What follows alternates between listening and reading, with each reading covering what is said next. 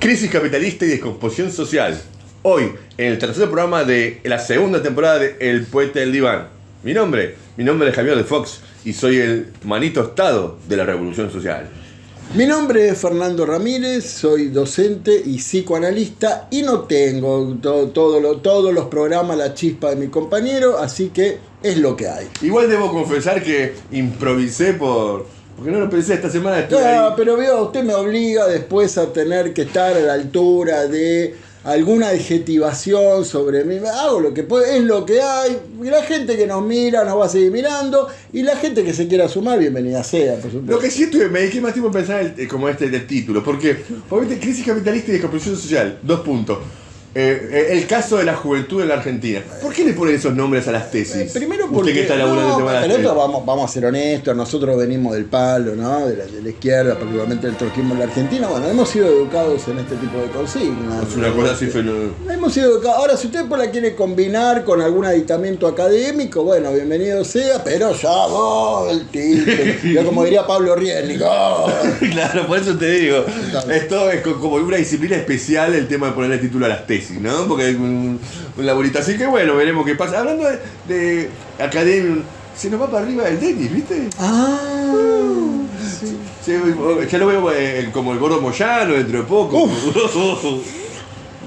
Bien, ¿te imaginás, Si eso repercute también acá para que el programa suba alguna que otra chapa, bienvenido sea. ¿Saben qué es lo que va a ayudar también? Escúcheme. ¿Para que repercuta? La próxima parrilla ya sabemos a quién se la podemos Por enviar. supuesto. Y Alfredo Cotto, o no, Samir. Samir, ¿dónde andará? Caruso. Está bien enfermo, ¿por qué no? Con este contexto que no se haya visto, no se haya leído a Samir. Creo que tiene problemas de salud por eso. Pero bueno, imagínate un Samir, un Denis, usted, yo, Nico Rickman, y hay un Caruso Lombardi. ¿Cuánta carne al asador? Que nos invite, ¿sabes que nos tiene que invitar? ¿Cuánta carne al asador? Toti Iglesias, iba a decir. El Turco García. No, ya la pudrió. Ahí, hasta Samí, eso es para Toti Iglesias, escúcheme. Bueno, ¿sabes cómo puedes ayudarnos? Suscríbete al Poeta del Diván o seguirnos en las redes @El Poeta del Diván en Instagram, TikTok, X y Facebook ahora como Javier Ramírez estamos. Javier Ramírez. Y aportarnos a canal.poeta.diván. Sobre todo por los temas que vamos a tratar hoy, que encontramos una vuelta entre un caso de noticial, policial, que salió en las últimas semanas, lo ligamos a una situación en Netflix, que habla que entonces el problema ya está repercutiendo en el ámbito de la cultura, más allá de la máquina de sacar chorizo que es Netflix. Pero bueno, en general es el tema que como la presentación, crisis capitalista y te sigue con la carne, la parrilla. Descomposición social. Primero, en las últimas semanas viste el tema de los casos de violencia escolar. Sí, Javier, estamos hablando de episodios que amenazan proyectarse, ¿no? Como fenómenos más tendenciales que esporádicos o infrecuentes, y esa es un poco la preocupación que queríamos compartir. Claro, ¿verdad? Más a la luz también de la serie de adolescencia que lo dijimos, que después quizás usted tiene algún comentario para hacer. Sí, trataré de ser diplomático, ¿no? Y hacer a un lado, bueno, mi preferencia o no preferencia particular sobre la serie, y vamos a tenernos al contenido, claro está. Pero, ya después voy a... Pero usted que siempre está preocupado por no perder suscriptores, va a perder suscriptores ahora. Bueno, y escúcheme, tenemos que definirnos, ¿no? O vamos con la honestidad o vamos con lo... ¿no? Vamos con la honestidad. El punto es este, me parece, ¿no? En los casos de violencia escolar hablan de... No sé cómo lo ve usted. Usted dice que es si se extiende o no este fenómeno. No podemos todavía, ¿no?, asegurar que vamos a una suerte de Far West de la juventud, ¿no?, en determinados ámbitos socioeducativos, sobre todo, porque son episodios que fundamentalmente suceden en las escuelas. No olvidemos también lo que, y cada vez con más frecuencia, ¿no?, acontecen en los lugares recreativos, ¿no? Digo, los boliches o los clubes, ¿no? Recordemos hasta hace poco el caso Baezosa, ¿no? Sin que necesariamente se llegue, ¿no?, al asesinato de algún joven, pero bueno, estamos notando ¿no? Cierta, como dije, tendencia o, bueno, cada vez, ¿no? Una preocupación mayor acerca de situaciones donde la violencia, pero digo, la violencia, ¿no? Y esto es un poco lo que vamos a tratar de situar hoy, la violencia sobre la base de una importante crisis en la constitución del lazo social entre la juventud, ¿no? Digo, ¿qué pasa cuando la juventud no puede canalizar o no puede darle forma a inquietudes o a problemáticas que son propias, ¿no? De determinada etapa de la vida, como lo que ampliamente llamamos la juventud, y bueno, lo que sucede, lo que estamos viendo, ¿no? Chicos armados, ¿no? Padres muy preocupados, instituciones educativas que no pueden dar respuestas ya hace tiempo frente a esto. Las redes sociales, por supuesto, funcionan y apuntalan, ¿no? Con mayor resonancia lo que se entiende como la antesala de la violencia, ¿no? Digo, las amenazas, los grupos de WhatsApp, ¿no? Como en el caso de Maswich, donde un grupo de 4 hace poco, ¿no? En una escuela media de Maswich, 4 adolescentes, ¿no? Por WhatsApp difundieron que estaban preparando una masacre en la escuela. Algo que nos parecía, en general nos parece, sí, hasta hace poco tiempo, algo lejano, Bowling for Columbine. Bueno. Here to open up an account. Okay, what type of I want account? the account where I can get the free gun. You do a CD and we'll hand you a gun. Well, here's my first question. Do you think it's a little dangerous handing out guns in a bank? Now he's taking aim at America's most controversial subject. Why do you think we have so many gun murders in America? Because everybody's first reaction is pull the gun out. The town of Virgin, Utah has passed a law requiring all residents to own guns. This is a great place to raise your children. There has been a terrible shooting. After Columbine, no one could figure out why the boys had resorted to violence. Why would kids do this? You don't think kids say Dad goes off to the factory every day. He built missiles. What's the difference between that and the mass destruction at Columbine High School? Yes, I don't see that connection. The sensation of the 2002 Cannes Film Festival and the only film to win a unanimous jury prize. And then Moses himself showed up. From my cold, dead hands. 10 days after the Columbine killing, Charlton Heston came to Denver and held a large pro-gun rally. How could the NRA come here? To me, it's like they're rubbing their nose in it. Mr. Heston, I'm a member of the NRA. I was wondering if maybe I could talk to you about the whole gun issue. Critics are calling it scathing, incendiary, hilarious, and provocative. Our children get turned into little monsters. But who was to blame? What were the suspects doing the morning of attack? I'd heard that they were bowling. Bowling for Columbine. Why wasn't anyone blaming bowling for warping their minds? A movie that will have you up in arms. Thank you for not shooting me. Esta idea de las masacres estudiantiles. Acá recordemos, Javier, el caso de Junior en la Patagonia, Exactamente. ¿no? Pero fue un caso de hace muchos años y que después no, felizmente, después no hubo réplicas. A las 7:35 de la mañana del 28 de septiembre de 2004, Rafael Junior Solich, de 15 años, llegó armado a la Escuela de Enseñanza Media Islas Malvinas de Carmen de Patagones, ciudad ubicada en el sur de la provincia de Buenos Aires. Como todas las mañanas, después del saludo a la bandera, el joven ingresó al aula correspondiente a su curso, pero no se sentó en ningún banco, sino que sacó una pistola y comenzó a dispararle a sus compañeros.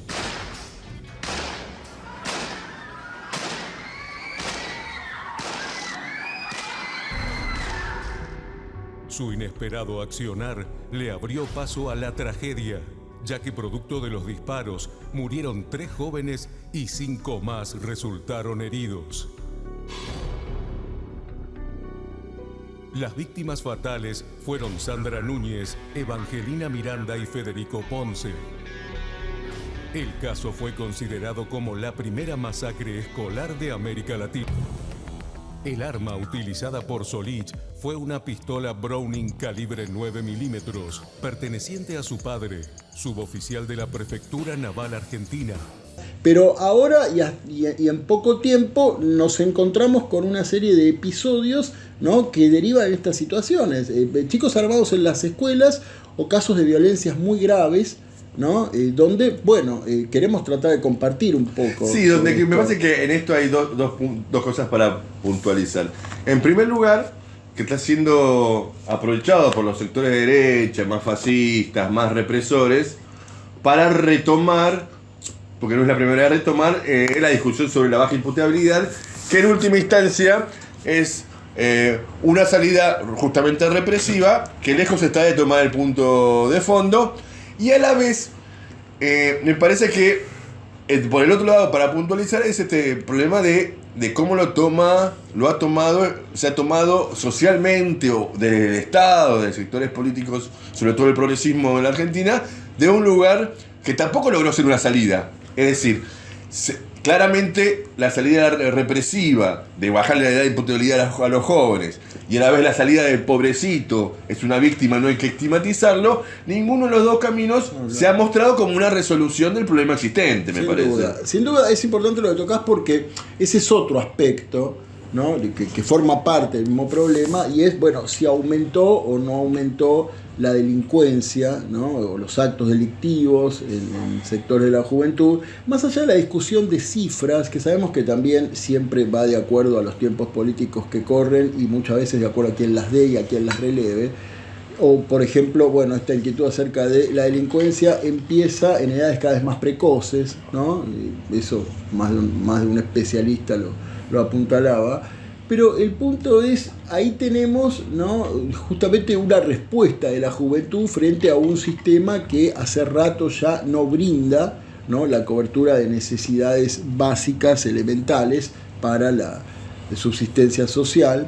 Y esto no significa trazar la relación lineal pobreza igual delincuencia, porque eso es con lo primero que te corren.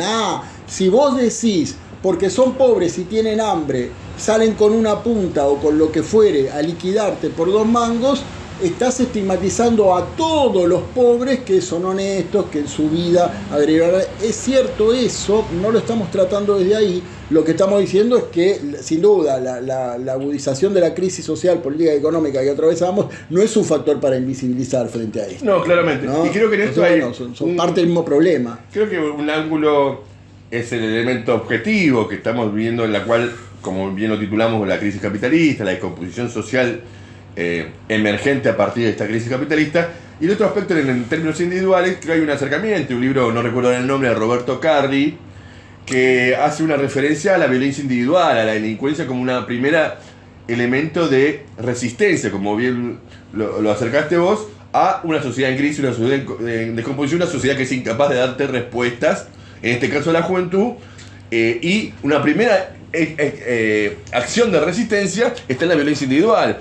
Carri lo refería a... recordemos Roberto Carri, un gran intelectual referente del así denominado, ¿no?, pensamiento nacional y popular, la izquierda del peronismo, que floreció allá por la primavera camporista, las cátedras nacionales y populares. Y que él hace referencia a Mate Cocido, a Isidro Velázquez, a los bandidos rurales, que lo habrás escuchado en el tema de León Gieco, y que de ese lugar creo que fue un avance, porque es una lectura que no sé si es previa también a esta idea de cómo, frente a una sociedad en crisis, en la actual, la violencia, en este caso de los jóvenes, pues debe ser entendida sin romantizarla, pero sin tampoco en una posición de represiva, comprenderla. Y en esto es donde se sucede concretamente. Cuando hablamos de crisis capitalista, estamos hablando de una destrucción o una disolución, destrucción, transformación. Eso lo veremos más adelante, quizás para ver qué palabra más correcta usar. Esta idea de las instituciones básicas de la sociedad capitalista en la que vivimos. Y no me refiero solo al Estado, en esta idea de las cárceles como organismo de encierro, en la cual sabemos claramente que no tiene como objetivo, por más que lo diga la sociedad capitalista, esta idea de la resocialización, sino que sabemos claramente que es una universidad del delito, pero que en su función sigue cumpliéndola, que es esta idea de que no es apunta a ello, creo que, no sé si Bourdieu, no apunta a ello, sino apunta al resto, en la cual no querramos caer, entonces sigamos las normas. La segunda organismo básico, por supuesto, es la escuela, en la cual es donde hoy día se está reflejando más esto, mostrando la incapacidad, y esto es un tema que quizás toquemos en el segundo punto, de cuánto es la vigencia o no del sistema educativo, me parece, y cuánto es capaz, cuánto esta transformación en esta crisis capitalista, que pasó de ser una suerte de organismo de movilidad social o garante de movilidad social, a esta escuela merendera, esta escuela comedor. Sí, sin duda, Javier, como vos señalabas, hay un conjunto de instituciones bajo el sistema actual, ¿no?, imperante, que hace rato ya no pueden brindar las respuestas elementales para la formación del lazo social en lo que, bueno, en el derecho moderno, ¿no? En el statu quo todavía podemos llamar la ciudadanía, ¿no? Entonces la escuela no da respuestas educativas, no brinda respuestas políticas, no brinda, ¿no? La preparación, o tiene muchas dificultades para brindar la preparación elemental de cara al mundo del trabajo, que ha sido históricamente bajo la modernidad la función esencial de la escuela, ¿no? Y las familias, otro tanto. Digo, sí, acá este punto es importante. Este es fundamental, el tema de la familia. Porque, Javier, digo esto y ya te dejo, pero más allá de las modificaciones o los trastocamientos que hubo en la organización familiar, ¿no? Particularmente del mitad del siglo XX en adelante, por tomar una referencia en el tiempo más inmediata, hoy notamos, bueno, que la familia clásica tradicional ha sufrido, ¿no? Embates, modificaciones, tenemos las jefas de hogar, tenemos, bueno, en determinadas ciudades del mundo, occidentales, etcétera, los matrimonios igualitarios, o tenemos, ¿no? Muchas mujeres que han decidido prescindir, ¿no? de un compañero para la crianza de los hijos, y tienen hijos solas, etcétera, que, bueno, pese a esos cambios en la composición familiar, no se ha encontrado un correlato, ¿no? Con la familia como institución que pueda brindar una base más sólida y más garantizada por el Estado para la educación de sus hijos. Quizás esto hay que señalarlo. Claramente, porque quizás esas transformaciones en última instancia son transformaciones de forma. Bueno, como buenos marxistas, en este sentido, hay que entenderlo, que la institución familia... Usted había tardado mucho tiempo en polemizar y meter allá, porque van a decir, no, los derechos se consiguieron, por ejemplo, el matrimonio igualitario. No estamos cuestionando eso. Claro, no estamos diciendo que eso es superficial, estamos diciendo que eso no es parte hoy de una respuesta que permita, per se, porque ninguna de esas instancias per se puede permitir garantizar, bueno, mejor educación, un futuro más prominente, ¿no? Para los pibes. Sí, ibas a decir promiscuo, pero no, eso lo pensó usted, no proyecte. Cada frente a un psicoanalista, cuídese. El punto es, me parece que lo que está en crisis en términos de la familia no es la forma que adopta esta familia, bueno, claro, sino que está en crisis es comunidad productiva. Bueno, en términos capitalistas, me parece que en esta idea de que una de las contradicciones fundamentales del capitalismo, en la cual la clase obrera se forma y se constituye en términos individuales o sectoriales, o sea, la unidad de la familiar, en función de una producción colectiva, ¿me explico? Es una contradicción básica. Es el individuo, en este sentido, como clase obrera, se instituyó como la unidad productiva, no en vano se llama proletariado. Sí, el ámbito doméstico privado donde se garantiza la reproducción de la fuerza de trabajo presente y futura. Exactamente. ¿No? Bueno, esa es la función para mí. Una crisis muy grande. Fundamental. También. La familia no puede garantizar, ya muchas familias no pueden garantizar hoy ya ese mecanismo de reproducción para una fuerza de trabajo vital, tanto para los padres y madres que trabajan como para los hijos a futuro. Por eso no es vano, ¿no? Estas estadísticas que dicen que en Europa, por ejemplo, ha caído fenomenalmente la tasa de natalidad. Sí. Entonces es un dato de esta crisis que está atravesando la institución familia, que así como la institución escuela y la institución cárceles, o sea, el castigo a quienes salen de la regla del Estado social capitalista, están en crisis, y esto no es por per se, sino tiene que ver con lo que nosotros hemos introducido en algunos programas anteriores, que es esta perspectiva general de que era falso el fin de la historia. Es decir, claro, bueno, eso es lo que yo te iba a marcar. Vos recordarás durante el menemismo, pero sobre todo también más adelante el menemismo, bueno, se señalaba mucho las célebres 3 generaciones que no conocieron el trabajo, ¿no? Esa desocupación crónica, hoy diríamos generaciones que no están conociendo el trabajo formal, ¿no? Entonces lo que tenemos es la herencia de la precariedad de las familias, ¿no? Digo, desde lo que es ¿no? los trabajos, el cartonero o trabajos muy precarios, ¿no? Que, bueno, no han conocido en el seno de su familia, de sus padres, ¿no? De los hijos, el trabajo formal. Entonces, con lo cual, bueno, ¿eso en qué repercute? Merma de ingresos, imposibilidad de ahorro, toda una serie de cosas que, como vos bien marcabas, ¿no? En el auge de la modernidad capitalista, la familia justamente, bueno, proyectaba ese horizonte, garantizar en lo que es la clase obrera, la clase trabajadora, la reproducción de la fuerza de trabajo por una manutención vital esencial, y las familias de clases pequeñas burguesas o de clases burguesas, bueno, cumplían otra función social, siempre dentro del esquema capitalista que le asigna, ¿no? Bueno, eso hoy, Javier, es lo que está profundamente conmovido y en crisis. Claro. Entonces, obviamente, la juventud actúa como una caja de resonancia que expresa de distintas maneras esta falta de brújula de orientación por parte de la familia, por parte de la escuela, por parte del mundo del trabajo, y yo te diría, bueno, por parte, ¿no?, de la sociedad hoy en general, que no puede transmitir a la juventud un espejo mucho más transparente donde reflejarse. Y acá donde se interrelacionan las cuestiones, porque claramente estas familias, estas unidades productivas, en el marco de esta transformación, no encuentran una rectificación o no está constituida en función de eso, que es la escuela. ¿Y a qué me refiero? A que esta descomposición de la familia como institución, y no lo digo en términos de familia, padre, madre, 2 hijos, sino en términos de unidad productiva, la escuela, el sistema educativo, en particular en la Argentina, ha tomado en los últimos 25 años, a mi entender, más a partir de la educación nacional, una política que, lejos de avanzar, de mantener los logros previos, como reacción a esta crisis, ha dejado de lado todos estos logros previos.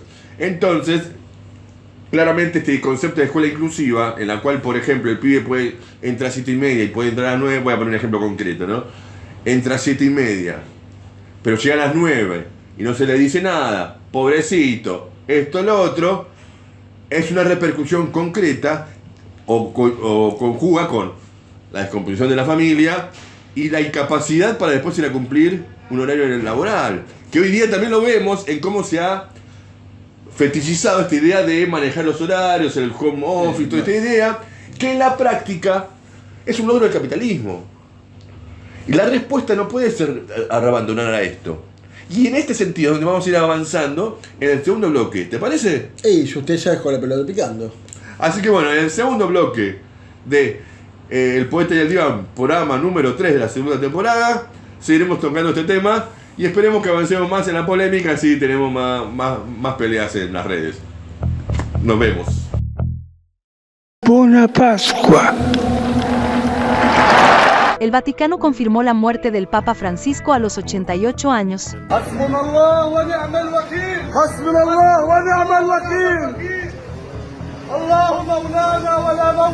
يعني ضربوا الدار علينا، ما فيش عندنا مقاومه ولا عندنا سلاح، احنا بنات صغار اطفال 5 سنين توأم. يعني ايش عملوا دول البنات الصغار؟ احنا يعني كناس مدنيين ايش سوينا؟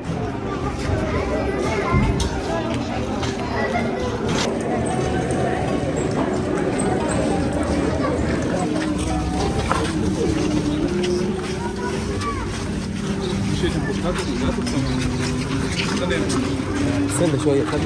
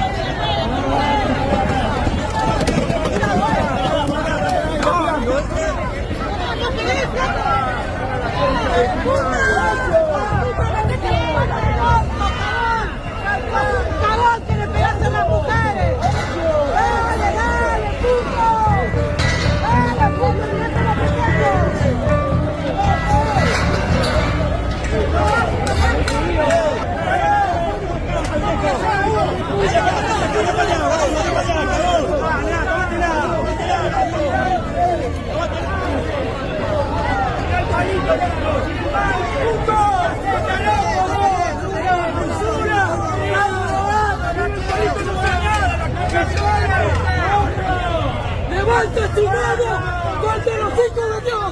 ¡Ustedes no tienen perdón! Segundo bloque de El Poeta del Diván. Acordate, para contribuir a nosotros, para seguir en la causa, canal.poeta.diván. Por más pequeño que sea tu aporte, nos sirve a nosotros para pagar la habitación. Con 1.000 pesitos estamos bien. Acordate, poné, animate. Mira que ahora salimos del cepo, así que me parece que podemos subir la apuesta para manguear. $1. Salimos del cepo. Podemos empezar a decir, vamos a un bimonetarismo con los aportes. ¿Qué le parece? Ahora que salimos del cepo, vamos a un bimonetarismo. Si quieren aportar en dólares para el Poeta del Diván, bienvenido sea también. Salimos del cepo. También Tique Canasta, aceptamos el luncheon check. Esta cosa usted. No, ¿se acuerda o no se acuerda? Sea más concreto, háblele anillos. Vio como al público contemporáneo. Vio cómo revivió Richard y estas joyerías que venden. La de Mirta Legrand, Richard es de mi confianza. Revivieron un montón de estas que básicamente es la pequeña burguesía y los apellidos patricios vendiendo sus joyas para mantener su nivel de vida. Un dato más de la situación. Pero bueno, volvamos al tema. Crisis capitalista, descomposición social, fenómeno particular en la juventud. Estamos hablando de términos generales y nos centramos en 3 instituciones que están en crisis a nuestro entender. La institución de encierro, en términos de castigo al no respetar las normas de esta sociedad capitalista, la crisis dentro de la unidad productiva básica que es la familia, independientemente de sus formas, está en crisis porque es incapaz de cumplir su función como unidad productiva, es decir, como reproducción de la fuerza de trabajo. Y la tercera, que es donde queremos nosotros meternos un poquito más, en tanto en las últimas semanas hemos visto estos casos de violencia escolar en Magno, en La Ferrer, en San Isidro, y a la luz de esta serie de adolescencia que, según usted me dijo off the record, la ha visto. Sí. Pero que las redes sociales, y sobre todo los sectores progresistas y de izquierda, ha tenido una buena recepción. A mí, usted sabe, yo no lo puedo evitar, a veces me desvío un poco más por las resonancias que por lo que suena, ¿no? Pero, porque claro, ¿por qué digo esto? Porque ha desatado esta serie una furia compulsiva analítica. ¡Policía armada! ¡Todos al suelo! ¡Pongan las manos donde pueda verlas! ¡Ahí está mi hija! ¡Cometen un grave error!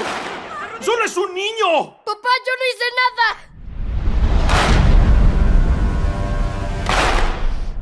Es un buen chico. Jamie, quiero que escuches con atención. ¿Qué está pasando? Voy a empezar preguntándote... ¿Conoces a una chica llamada Katie Leonard? Sí. ¿Entonces dirías que son amigos? ¿Entonces ella es quien murió? ¿Por qué preguntas eso?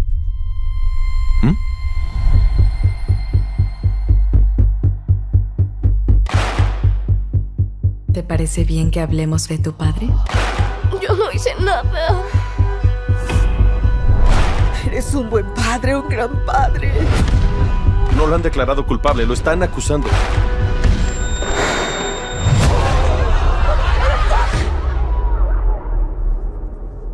¿Qué hiciste?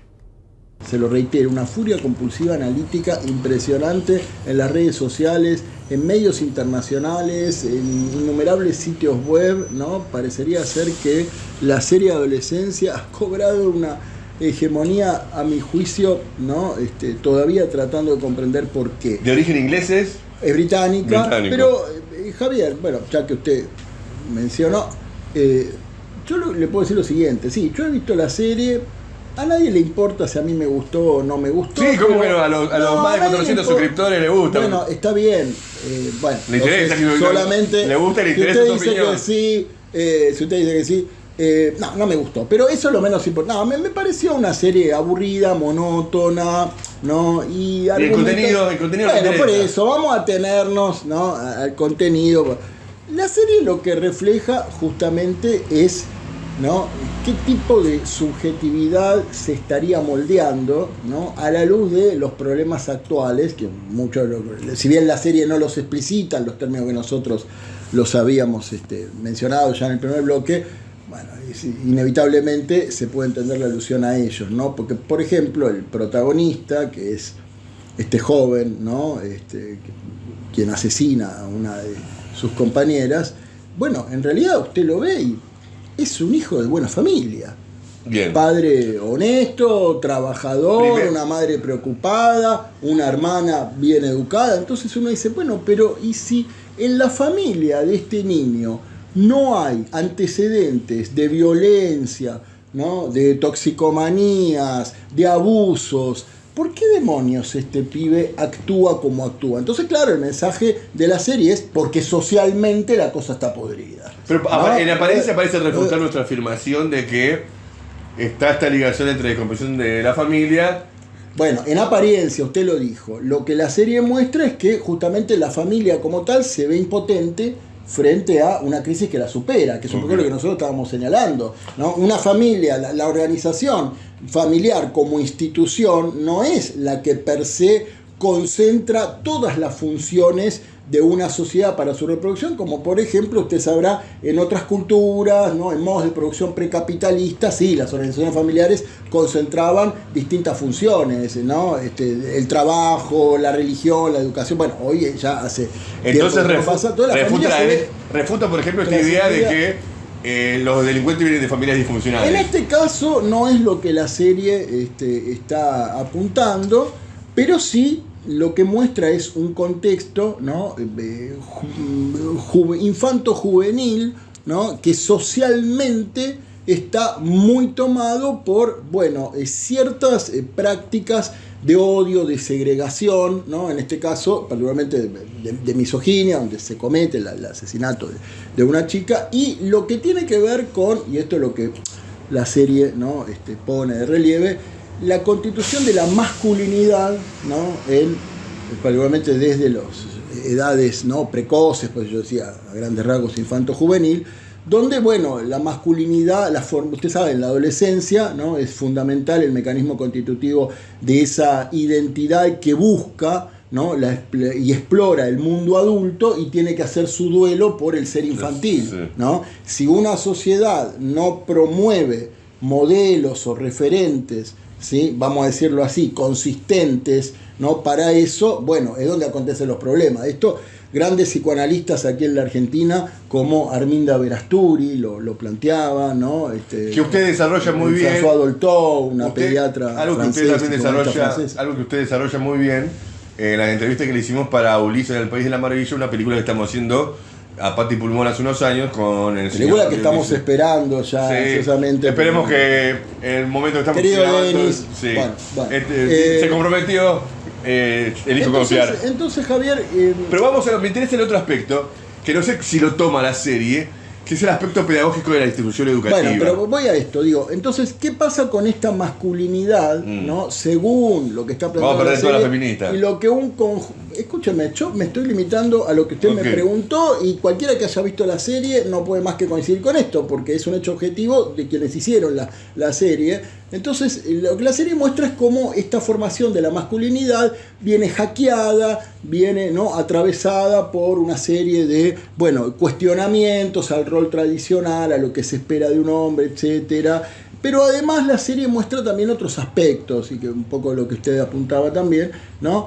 Bueno, el bullying a través de las redes sociales, porque el joven protagonista es bullineado, para decirlo también con esta jerga, ¿no? Y particularmente parece que la chica que había asesinado, bueno, tuvo un papel destacado en bullinearlo, ¿no? Allí. Y la escuela, Javier, y acá sí es donde conectamos directo con lo que te planteaba, la escuela es vista como, se lo digo, sin tapujos, una fauna desregulada de jóvenes, bueno, prestos a la agresión, la violencia, ¿no? Se muestran escenas donde los profesores están desesperados por contenerlos, ¿no?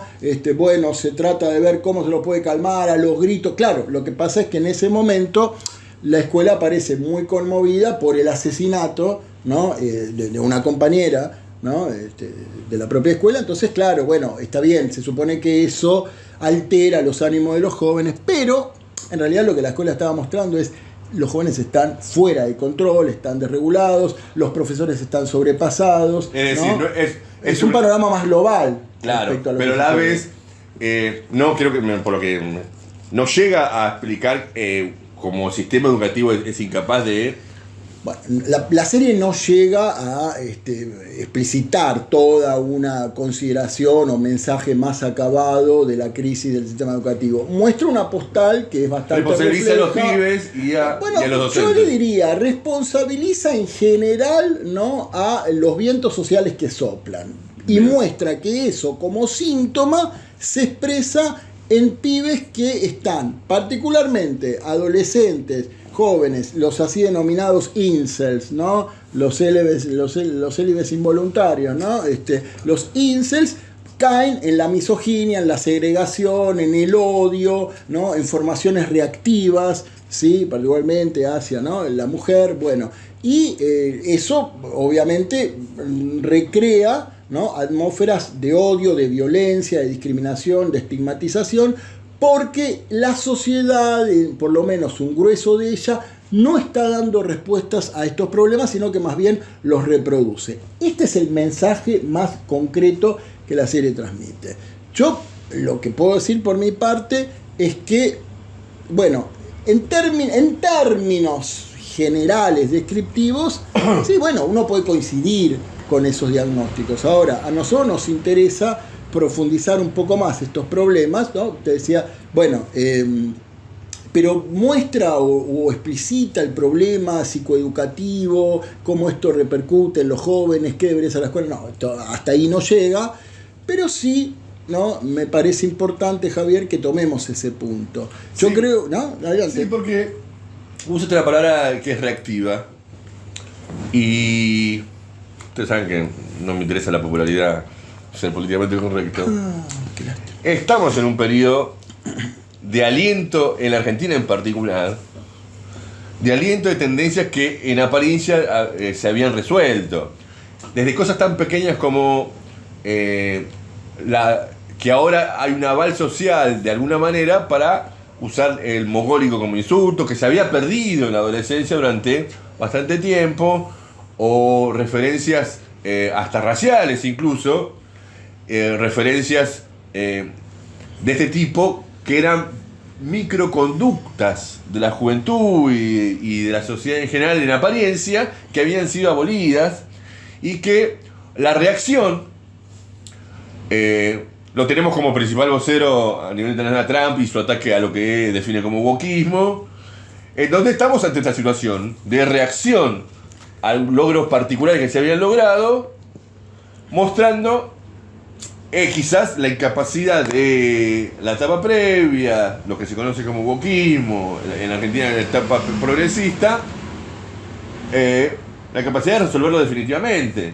Mira, nosotros, porque esto es el punto, lo que vos decís, bueno, ¿se resolvió o no se resolvió? Bueno, no se resolvió. Se suponía que había un conjunto de respuestas que, bueno, acá, ¿no?, nosotros hemos sido siempre muy críticos, ¿no?, de las recetas progresistas que daban por hecho, ¿no?, solucionar un montón de problemas. La receta progresista, y como vos bien decías, ¿no?, las recetas de extrema derecha o represivas, ¿no?, que bueno, que daban por hecho que pudimos lograr una maduración, ¿no?, en términos psicopedagógicos y psicoeducativos para la formación de la juventud, pero nos encontramos en un momento histórico donde esto hace agua por todos lados. Vos sabés que, Javier, hubo un historiador norteamericano, ¿no?, importante para este ámbito, que se llamó De Moss, ¿no? Y él planteaba... Nico Risman se puso nervioso. Y él planteaba... Bueno, tendrá que ver por qué, esperemos que no. Y él planteaba la denominada teoría psicogénica, ¿no?, respecto a los modelos de crianza entre los padres y los chicos, ¿no? Entonces él decía que lo fundamental para entender la conducta de los jóvenes era la manera en que habían sido criados por sus padres, de acuerdo a cómo los padres elaboraban sus propias ansiedades de cara a sus hijos, tomando componentes de las teorías psicoanalíticas, ¿no? Entonces él decía, bueno, si los padres podían, frente a sus hijos, que indefectiblemente les producía una regresión a sus propias etapas infantiles, ¿no? Veo el pibe, y yo atravesé o pasé esta etapa de tal cual manera. Si podían elaborar mejor esas ansiedades, esas inquietudes psíquicas, entonces íbamos a una buena crianza. Si no la podían elaborar de determinada manera, bueno, entonces eso traía ciertos problemas, ¿no? Más allá de lo discutible o unilateral quizás que pueda resultar para muchos esta visión, Demos planteaba algo significativo acerca de cómo fueron evolucionando estos modelos de crianza, ¿no? Él decía, en la antigüedad nos encontrábamos con una práctica cultural asumida como el infanticidio. Los padres tenían niveles de ansiedad muy elevados, ¿no? de cuestiones paranoicas, muy hostiles frente a sus hijos, los liquidaban, los mataban, ¿no? Como en el mito de Medea, esta mujer que por despecho contra su marido asesinó a sus hijos, ¿no? Él decía ya posteriormente, ¿no? Más propio de la Edad Media, quizás nos encontramos con el abandono. Los chicos eran depositados, criados en conventos, en nodrizas, ¿no? Delegados. Después nos encontramos con la ambigüedad, ya más propia de la modernidad. Bueno, se los moldea, se empieza a bajar un poco estos niveles de ansiedad, pero se los trata de moldear, pero a su vez todavía subsisten prácticas donde se invierten los roles. Los chicos se ponen al servicio de la necesidad de los padres. Bueno, ya más avanzada la modernidad, decía Demos, contamos con modelos denominados de intrusión, ¿no? Al chico hay que educarlo, hay que regimentarlo, hay que controlar su práctica masturbatoria, ¿no? Todo esto. Nos encontramos con el famoso tratado, ya más avanzado toda la modernidad, el famoso tratado de Jean-Jacques Rousseau, ¿no? Emilio de la educación, ¿no? Rousseau planteaba que los chicos hasta los 15 años no tenían razón. Bueno, eran solo musculares, pasionales, ¿no? Entonces, bueno, luego, y termino con esto, Javier, para el esquema de Demos, ¿no? Luego nos encontramos con las prácticas de socialización. Ahí aparecen las teorías de la psicología, del psicoanálisis, ¿no? El conductismo, adaptar con mejores estímulos y respuestas a los chicos, Freud, canalizar sus impulsos sexuales. Y finalmente, dice Demos, nos encontramos con la empatía. Y ojo con eso, Javier, porque ahí está lo que vos señalabas. Bueno, en el paradigma moderno, contemporáneo de la empatía, los pibes la tienen clara, ellos saben. Bueno, ellos saben. Y hay un punto... Hay que ayudar, comprender, pero ellos saben. Bueno, hasta que Demos no lo planteaba como una verdad absoluta. Decía, bueno, los padres van elaborando sus ansiedades, admiten que el chico tiene razones, puede construir conocimiento, tienen modos de entender la realidad que son más amplios de lo que pensamos. Ahora, ellos saben, Javier. Bueno, ¿a qué da lugar de tomar eso como una verdad absoluta? Pero con un dato particular, porque en la Argentina, volviendo a la educación nacional, la formación docente en los últimos 20 años ha sido en sintonía con este concepto de la empatía, que se refleja en términos pedagógicos con esta idea de una fetichización del constructivismo. Vos hablabas del victimismo. El victimismo, ¿no? El ellos saben, el no estigmatizar, el vinieron a cambiarlo todo, ¿no? Los juicios que ellos dictan nos enseñan, nosotros tenemos que aprender, tenemos que pagar culpas permanentemente por ser adultos, por ser profesores. Lo digo como alguien que hace ya mucho tiempo estudia, ¿no? Las teorías de Foucault y te dice, bueno, está bien, pero no hagamos un Foucaultismo, ¿no? De baratija para decir absolutamente todas las relaciones que nos atraviesan están moldeadas con el poder y por excelencia somos opresores y los pibes saben y ellos nos enseñan. Esto es demagogia, Javier. Esto es simplemente un abandono de los pibes y es una resignación nefasta de las funciones sociales que nos corresponden. Y ahí, y dejamos la pelota picando también para el tercer bloque, bueno, ¿función social de qué? ¿De reproducción de más de lo mismo o hacia una transformación real de lo que... Y esa es la gran pregunta, ¿no? ¿Por qué es la gran pregunta? Me parece, porque esto nos plantea avanzar un poquito más en términos generales de la condición de la época, que nosotros hemos avanzado en algunos aspectos, que es esta idea, esta transformación social, esta respuesta en determinada etapa post caída del muro, que se dio desde la tercera vía, progresismo, bla, bla, bla, bla, para tener de toda esa concepción que, como se expresó en América Latina, que se reflejó en términos teóricos de la formación docente, en este términos empáticos que usted plantea. Yo no, Demos, pero ¿hasta dónde se ha llevado eso? Es el Exactamente, problema, ¿no? Que se ha logrado institucionalizar este concepto. Bueno, hay un problema ahí, ¿no? Y que también se ha mostrado, y que ahí está también la reacción, la reactividad la cual hay que bandear, capear, más que capear no capear, temporal, de reacción a logros determinados, pero que no se dieron en una circunstancia, sobre bases sociales que permitan su sustentabilidad. Esas bases sociales y cuáles cómo debe ser encarada y qué debe ser reivindicado y qué no de la etapa previa y de la etapa anterior, moderna del sistema capitalista, es lo que trataremos en el tercer bloque de El Poeta y el Diván.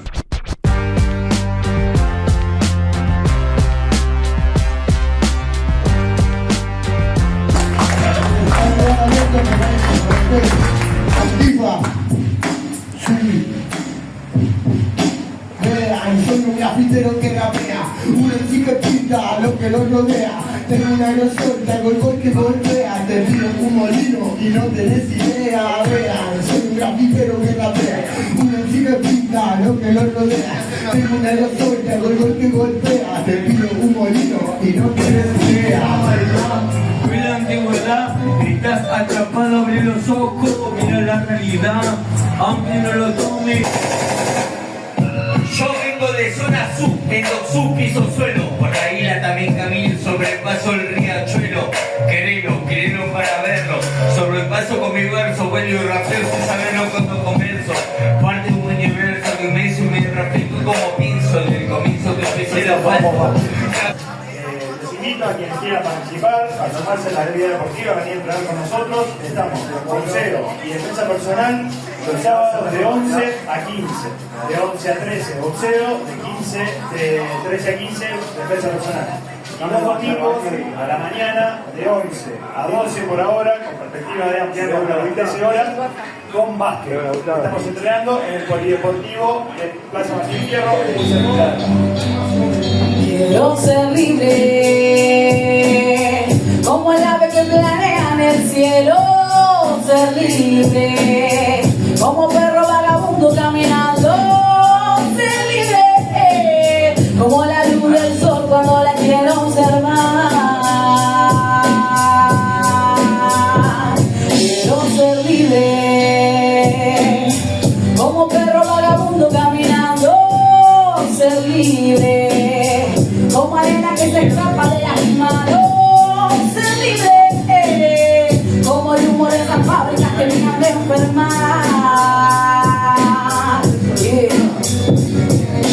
Contaminación, acción de poder gobernante, moldean tu mente para poder dominarte. Me tapan a los ojos, ver que no viene a apoyarte, pero el sentido del olfato está por todas partes. Esta vida bendita que me ha dado tanto, que me ha tirado al suelo, siempre me levanto. Sabrá de que abro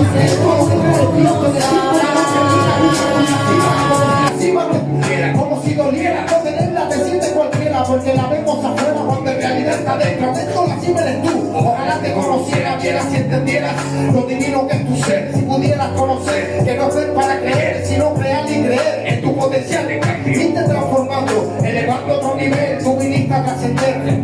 Y es que vamos mentalmente incoherentes y presentes, nos juzgamos y ponemos en peligro el equilibrio porque estamos en la era de los seres humanos. Tercer bloque de El Poeta y el Diván, crisis capitalista y descomposición social. 2 puntos, tesis, su expresión en la juventud y en el sistema educativo. ¿Tiene tutor ya para esa tesis? Bueno, ¿por qué quieres ser mi tutor? No, charlamos. Veremos de lo que saquemos en canal.poeta y diván, donde puedes contribuir, ahí podemos sacar un poquito para colaborar un poquito, por lo menos para la impresora. Adelante.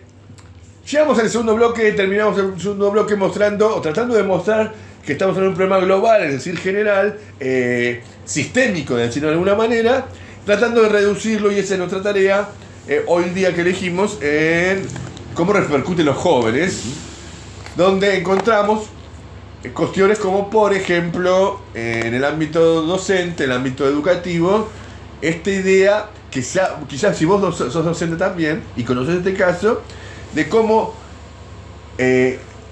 esta idea de la empatía ha disuelto, con aval institucional durante las últimas décadas, la potestad de los directivos de la institución de educación de ejercer esta idea de tarea de educar, de regimentar, de fisonomizar al nuevo ciudadano, al joven, me parece, ¿no? Se ha perdido eso.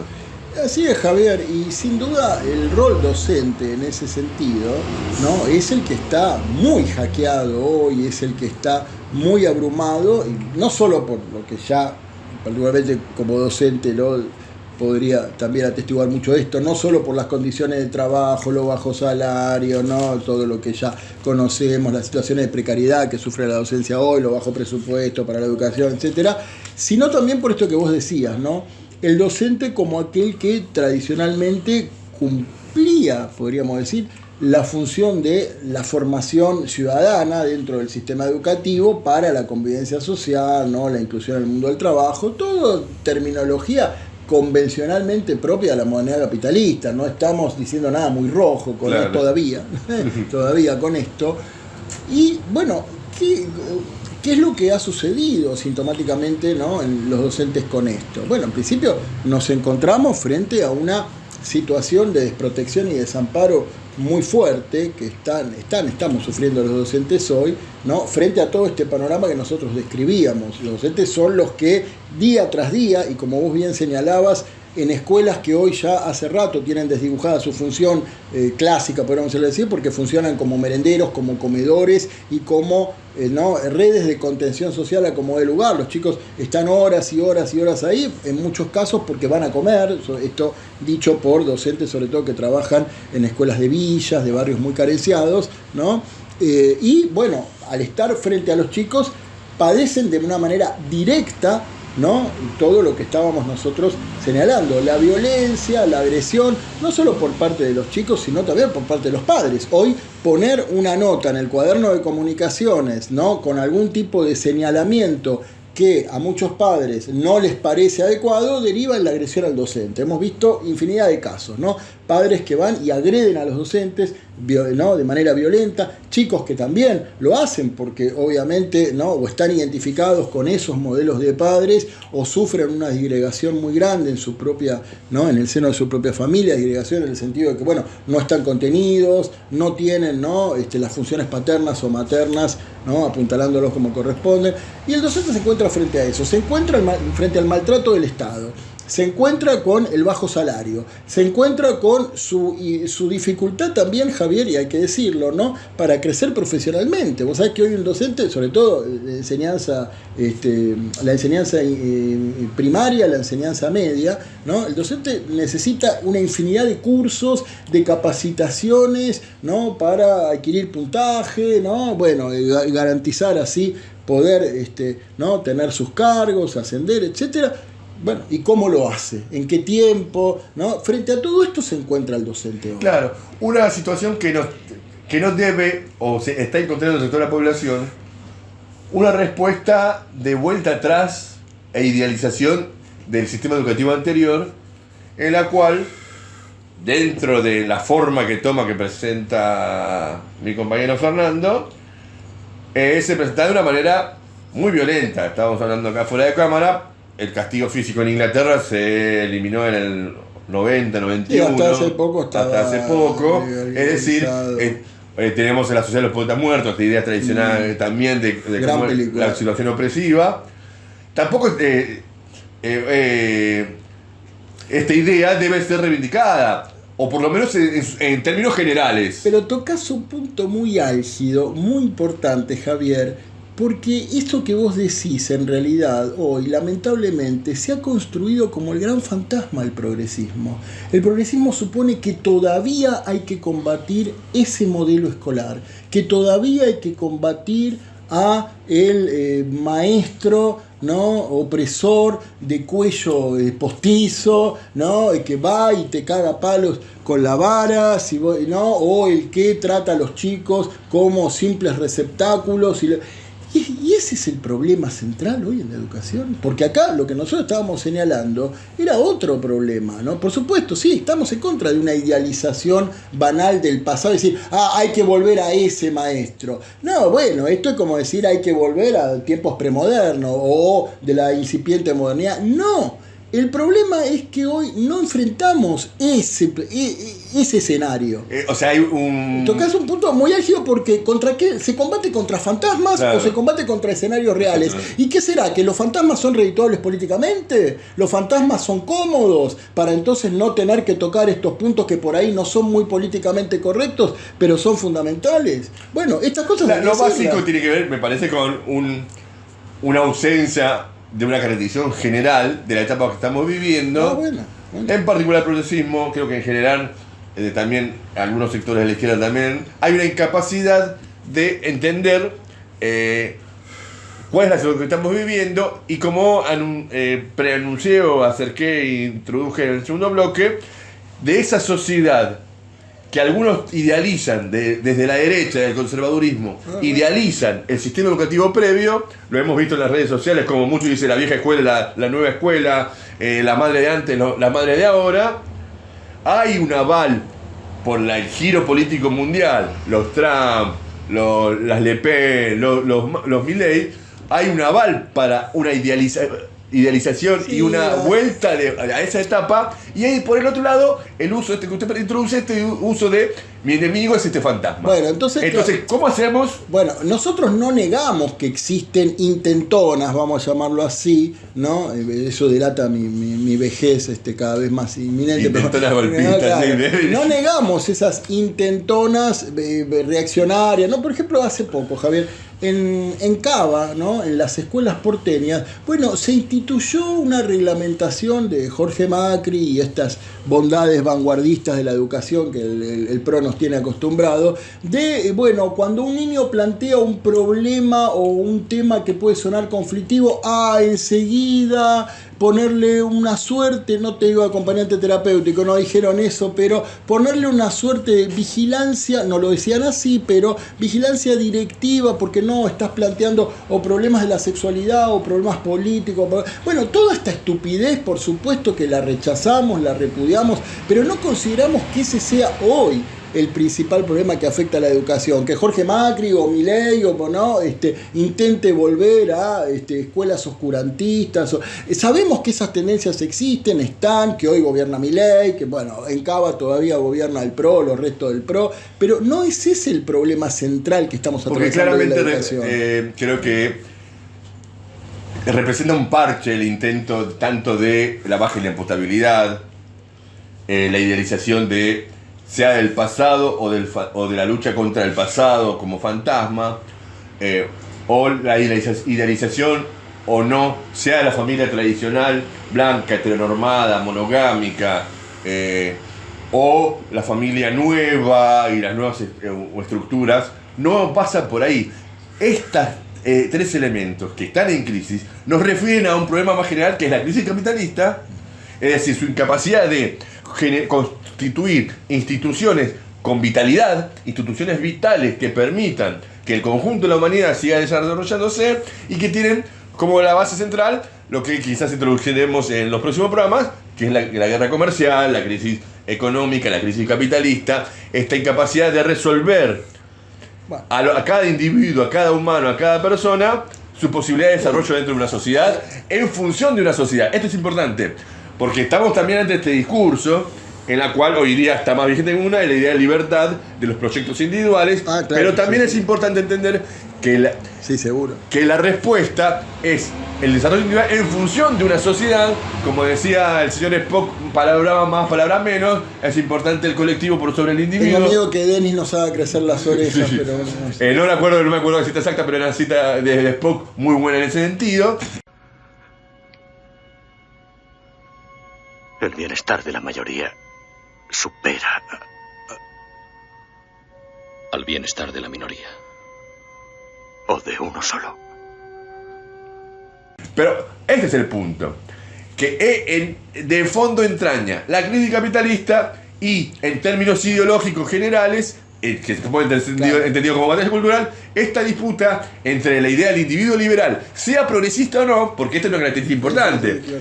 El concepto liberal también es retomado y es conservado por el progresismo. Ha ido a izquierda y derecha el liberalismo. Y la oposición, que es lo que falta y que requiere la honestidad y batalla cultural, la idea del desarrollo del individuo en función de una sociedad donde es la sociedad la que debe moldearte para que vos seas un elemento útil, por más que no le guste la palabra útil. Entonces tenemos que discutir qué tipo de sociedad es la que nos va a moldear. Y ahí, tomando esto que vos bien señalabas, bueno, como marxistas, claro, ¿cuál es el dilema frente a esto, no?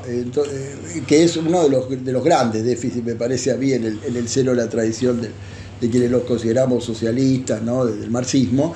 Bueno, entonces, hasta que no se produzca la revolución política y social, hasta que no transformemos las bases reales de la sociedad, expropiar los medios de producción, abolir la propiedad privada, etcétera, entonces no tocamos un pelo de la educación. Bueno, ahí está, ¿no? Como con cualquier pero problema, hay una tensión, ¿no? porque uno es consciente de que la cristalización absoluta del modelo educativo socialista, comunista, como quiera llamarlo, es inviable como isla dentro de una sociedad capitalista, bueno, por supuesto, pero claro, a la vez nos plantea, y esta es la gran deuda, un concepto de sistema educativo transicional, si quieres decirlo. Bueno, entonces ahí es donde hay que empezar a discutir, ¿no? Un célebre, por citar la célebre pregunta ¿qué hacer?, pero llevada, ¿no?, a este problema. Bueno, como marxista digo, ¿qué perspectiva, ¿no?, se plantea en términos de un sistema educativo que, atravesado por la crisis capitalista, ha dejado de dar respuestas elementales que incluso, como bien señalabas, dentro del capitalismo funcionaron en términos progresivos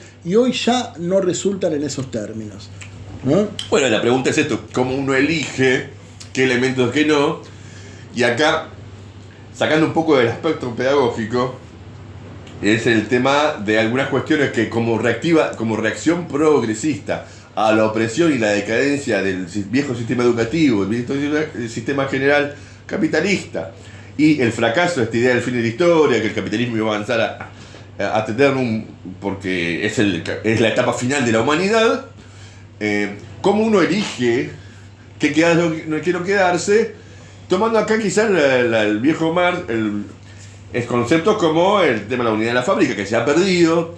Uno debe plantear la idealización de la fábrica, y no sé, pero una organización social requiere una planificación que fue un gran aporte del sistema capitalista. Es importante lo que traes. La escuela tiene que ser fundamentalmente la antesala, el ensayo, el trabajo, hasta un punto sí, y te diría en otro punto no, porque la escuela, la educación tiene fundamentalmente, esto obviamente digresión personal, pero bueno, de eso se trata también en el Poeta del Diván, que podamos intercambiar ideas, ¿no? Yo creo que fundamentalmente la función de la escuela, ¿no?, es la formación de valores y de elementos, ¿no?, sólidos en términos culturales, sobre todo, para la construcción de un lazo social progresivo y transformador en la vida, ¿no?, de la comunidad humana. Ese es el tema. Me parece que esa construcción de valores no se da en el aire. No, bueno, pero estamos... Entonces acá entra la atención que te digo, bueno, ¿cómo construyo una escuela en una sociedad general que no son terreno, Javier, o no puede ser influenciados por esos valores? ¿Sabes por qué te digo esto? Tenés razón, pero estamos empezando a señalar algunos núcleos que por lo menos para mí empiezan a tomar un espesor más concreto. Vos sabés que incluso no, esto no es solo una cuestión de derecha o de izquierda. Gente, ¿no?, buena leche te dice, bueno, pero en la escuela ya hay que aprender a laburar. Metamos pasantía, metamos el mundo del trabajo, metamos la conexión con la realidad, esta famosa, esto que vos decías, la universidad no es una isla, la escuela no es una isla. No, claro, nunca son una isla, primero porque reflejan los problemas sociales como nunca, lo estamos mostrando, y después porque tampoco se pueden plantear las cuestiones en términos idealistas abstractos, mundo del trabajo, más elementos tecnológicos, sí, pero ese no es la única base o la única infraestructura sobre la cual hay que refundar la educación, ¿no? Se ha perdido realmente la transmisión de contenidos. Esto lo decías vos cuando tomábamos, por ejemplo, el tema de universidad, ¿no? Vos mismo decías, bueno, ¿qué pasa con la universidad? ¿Tiene que ser solo tema salarial, técnico, material, sindical para una fuerza de izquierda que quiere transformar? ¿O tenemos que volver a la universidad como usina de pensamiento? Okay. Bueno, esto mismo también hay que plantearlo para la educación yo te diría, desde el nivel inicial, ¿no? Por lo menos primario, fácil en adelante, ¿no? Es decir, y esto yo creo que se está desdibujando cada vez más. Sí, ¿no? Por eso yo volví, retomando lo que vos decís, retomando. Yo a veces, provocativamente con algunos docentes partidarios de esta idea de generar un espacio áulico más democrático, que existe ahí toda una tendencia docente que tiene esta idea, que incluso te hacen el hipismo de hacer todo en ronda. El descentramiento de los bancos. Bueno, podría hablar mucho de eso. Yo he participado de eso.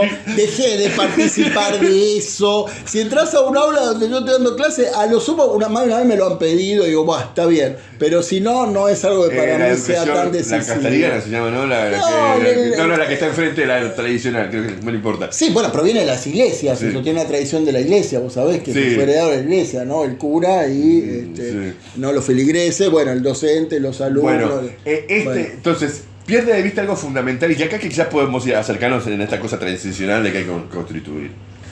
En primer lugar, clarificar algo que es inviable generar en los espacios áulicos una democracia, porque objetivamente está constituida el sistema educativo como una dictadura. Es decir, hay una estructura jerárquica no elegida por la masa de educativa, no es que los estudiantes eligen a su docente. Creo que por ese lado es algo para tener un mojón para tener en cuenta. Ahora bien, el tema es si los docentes pueden elegir mucho también, ¿no? Porque, bueno, es una discusión que se dio, ¿te acordás? Una discusión que se daba en la universidad con respecto a los estudiantes eligiendo a los decanos. Sí, bueno. Primera pregunta. Tenemos particularidades de cada nivel, ¿no? Pues por inicial, primario. Ahí está el punto. Porque este concepto de democracia, y que se trata de entender que muchos docentes están formados.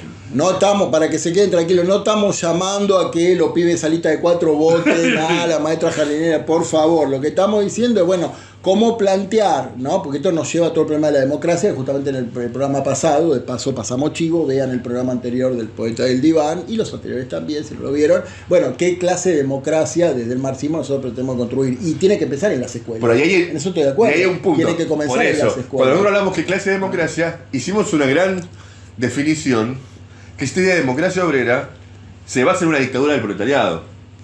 Es decir, este concepto, si lo tratamos de trasladar a la escuela, estoy pensándolo en voz alta, si lo tratamos de trasladar a las escuelas, en principio no podemos pisar más una escuela.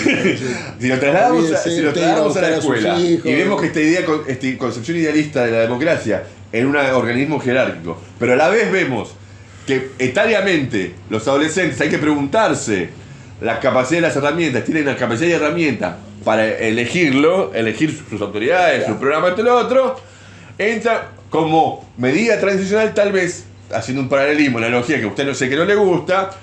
¿Qué pasa entre...? Las analogías siempre encuentran un punto relativo. ¿Qué tiene que pasar entre el capitalismo y el comunismo? La dictadura del proletariado como una herramienta transicional para preparar para el comunismo. ¿A qué me refiero?